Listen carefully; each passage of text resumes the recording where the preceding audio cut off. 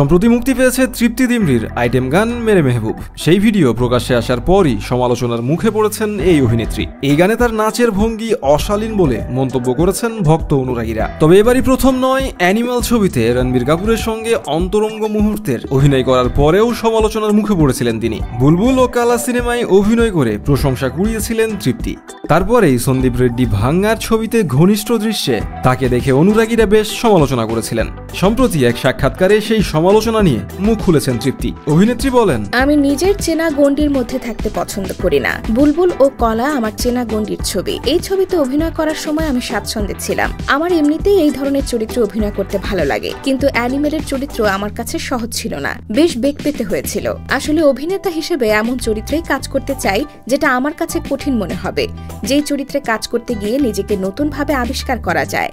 অ্যানিমেলে জোয়ার চরিত্রে আচরণ ছিল সারল্য ও নীরবতা, কিন্তু একই সঙ্গে তার ভিতরে ছিল সাহসের জ্বলন্ত আগুন। আমি নিজে যদি জোয়ার জায়গায় থাকতাম তাহলে ঠিক এমনই আচরণ করতাম। মানুষ হিসেবে আমাদের প্রত্যেকের পৃথক পৃথক রং রয়েছে, কখনো খুব ভালো, কখনো খুব খারাপ, কখনো খুবই কুৎসিত। ছবিতে অভিনয় করে আমরা প্রতিটি রং ফুটিয়ে তুলতে পারি।